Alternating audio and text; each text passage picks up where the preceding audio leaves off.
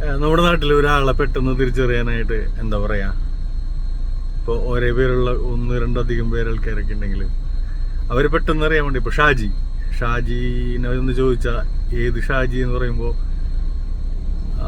പറയാനായിട്ട് എന്തെങ്കിലും ഒരു പേരുണ്ടാവില്ലേ? ചെല്ലപ്പേര്, അല്ലെങ്കിൽ ഇരട്ടപ്പേര്, അല്ലെങ്കിൽ വികൃതി പേര്, ഇടപ്പേര് എന്നൊക്കെ പറയാറുണ്ട് അല്ലേ?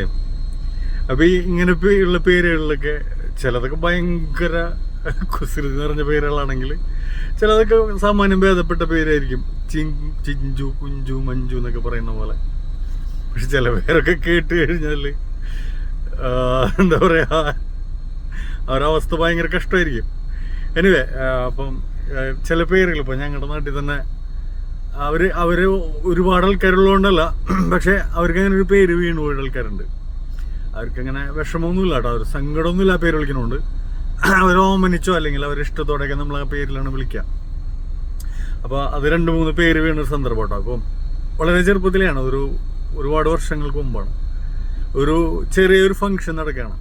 അപ്പോൾ ഞങ്ങളെല്ലാ ഫ്രണ്ട്സും ചെറിയ കുട്ടികളാണ്, എല്ലാവരും കൂടെ ഒരുമിച്ചിരുന്ന് ഇങ്ങനെ ഭക്ഷണം കഴിച്ചുകൊണ്ടിരിക്കുന്ന ഒരു സമയത്ത് ഇല കൊണ്ടൊന്ന് വെച്ചു, അതിലേക്ക് ഇത് ചോറിട്ടു, അതിനുശേഷം സാമ്പാർ ഒഴിച്ചപ്പോൾ ഈ കൂട്ടത്തിൽ ഒരാൾ ചോദിച്ചു, എടാ ഇതിനകത്ത് എന്തുറ്റാടാ ഈ വെളുത്ത കഷ്ണം എന്ന് ചോദിച്ചപ്പോ, ഏത് എന്ന് ചോദിച്ചപ്പോ, ഇതായി കിടക്കുന്നത്. അത് കണ്ടാ മനസ്സിലായിക്കോട്ടാ, അത് ഉരുളക്കിഴങ്ങല്ലേ. ആ, ഉരുളക്കിഴങ്ങാണോ? ഞാൻ വിചാരിച്ചത് കൈതച്ചക്കയാണെന്ന്. അപ്പൊ എല്ലാവരും കൂടെ അവനെ കൈതച്ചക്ക. അപ്പൊ ആ സംഭവം ഇവിടെ കഴിഞ്ഞ് എന്റെ പിറ്റേ ദിവസം തൊട്ട് അവനെ പറയാൻ തുടങ്ങി, എടാ നമ്മുടെ അവനില്ലടാ എടാ കൈതച്ചക്ക കിട്ടിയവൻ. അങ്ങനെ അത് കൈതച്ചക്കയായി. പിന്നെ അവന്റെ പേരിൽ കൈതച്ചക്ക എന്ന് വിളിക്കാൻ തുടങ്ങി. കുറച്ചും കൂടെ നാൾ കഴിഞ്ഞപ്പോ ഈ കൈതച്ചക്ക എന്ന് വിളിക്കാനുള്ളൊരു ബുദ്ധിമുട്ടുണ്ട്. അതൊരു കുറച്ചും കൂടെ ഷോർട്ടാക്കിയിട്ട് കൈതു എന്നായി. ഇപ്പോഴും ആ പേരിൽ അവന് അറിയപ്പെടാറുണ്ട്. അതിലവന് സങ്കടമൊന്നുമില്ല കേട്ടോ. അവനിപ്പോ വീഡിയോ കാണുന്നുണ്ടാവും. വളരെ ചെറുപ്പത്തിൽ നടന്ന ഇൻസിഡന്റുകളാണ്. അവരൊക്കെ ഇപ്പൊ അത്യാവശ്യം നല്ല പൊസിഷനിൽ നല്ല സെറ്റായിട്ട് ജീവിക്കുന്ന ആൾക്കാരുണ്ടോ. അവരെ കളിയാക്കി വിളിക്കുന്നതല്ല, പെട്ടെന്ന് അറിയാൻ വേണ്ടി വിളിക്കുന്ന പേരാ. മറ്റൊരു അവസരത്തിൽ വേറൊരു സുഹൃത്തിന് വീണ ഒരു പേരാണ്. അപ്പൊ ഞങ്ങൾ എല്ലാവരും കൂടെ കുളത്തിൽ കുളിച്ചുകൊണ്ടിരിക്കുക. ആ കാലഘട്ടത്തിൽ ഇങ്ങനെ കുളത്തിൽ കുളിച്ചുകൊണ്ടിരിക്കുമ്പോൾ എല്ലാവരും ഉണ്ട്, പിള്ളേരൊക്കെ ഉണ്ട്. അപ്പോൾ അകലെന്ന് ഇങ്ങനെ നമ്മുടെ ഒരു സുഹൃത്ത് ഇങ്ങനെ നടന്നവരാണ്. അത് നമുക്ക് കുളത്തിൽ കുളിച്ചുകൊണ്ടിരിക്കുമ്പോൾ കാണാം, അറ്റത്തുനിന്ന് പുള്ളി നടന്നു വരാനാണ്. അപ്പോ ഒരുത്തൻ ചോദിച്ചു, എടാ നമ്മുടെ ഇവനല്ലടാ നടന്നു വരുന്നേ ചോദിച്ചപ്പോ, ആ അതെ തന്നെയാണല്ലോ.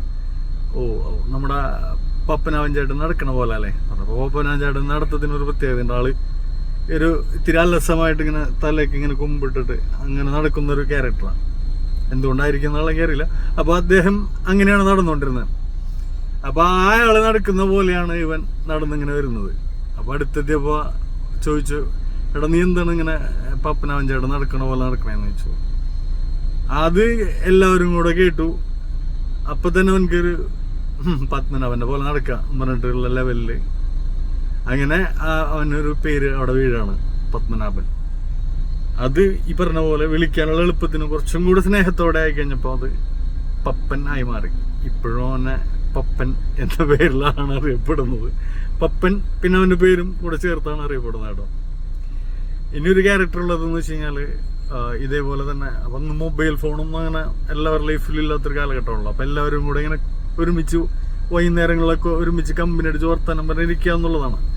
അങ്ങനെ വർത്താനം പറഞ്ഞിരിക്കുന്ന കൂട്ടത്തില് ഒരുത്തും ചോദിക്കുകയാണ്. അപ്പൊ സ്കൂളിൽ ക്ലാസ്സിൽ പുതിയൊരു ടീച്ചർ വന്നതിനെ കുറിച്ച് ചോദിക്കണം, എടാ നമ്മുടെ മറ്റേ ടീച്ചറില്ലടാ. അപ്പൊ ഏത് ടീച്ചറടാ? എടാ പുതിയതായിട്ട് വന്ന ടീച്ചറില്ലടാ. ഏത്? നമ്മുടെ ഇംഗ്ലീഷ് എടുക്കുന്ന ടീച്ചർ. ഏത് പുതിയ ടീച്ചർ വന്ന? മറ്റേ വിശ്മാലാക്ഷി ടീച്ചറോ? അപ്പൊ അത് കേട്ടോണ്ടിരുന്ന, എടാ വിശ്മാലാക്ഷി അല്ല, വിശാലാക്ഷി. അപ്പൊ തന്നെ ഇവന്റെ പേരിനോട് ചേർന്ന് ഈ വിശ്മാലാക്ഷി. അങ്ങനെ ആ പേര് കുറച്ചു ദിവസം കഴിഞ്ഞപ്പോ വിശ്മാലാക്ഷി എന്നുള്ളത് വിശ്മാലായി. പിന്നെ കുറച്ചും കൂടെ സ്നേഹത്തോടെ അത് മാലനായി മാറി. അങ്ങനെ മാലൻ എന്ന പേരിലും അറിയപ്പെടാൻ തുടങ്ങി. ഇവർക്കൊന്നും സത്യത്തിൽ ഇതൊന്നും വിളിക്കുന്നോണ്ട് വിഷമമൊന്നുമില്ല. എങ്കിൽ കൂടിയും ഈ ഇരട്ടപ്പേരുകൾ വീഴുന്നൊരു സന്ദർഭം ഞാൻ പറഞ്ഞതാണ്. അതുപോലുള്ള ഇൻട്രസ്റ്റിംഗ് ആയിട്ടുള്ള പേരുകളൊക്കെ ഉണ്ടാവില്ലേ, നമുക്ക് എല്ലാവർക്കും അറിയാവുന്ന കുറേ പേരുകളുണ്ട്. ആ പേരുകളെ കുറിച്ചൊക്കെ ഒന്ന് അറിയാൻ വേണ്ടിയിട്ട് ജസ്റ്റ് പറയുന്നുള്ളൂ കേട്ടോ.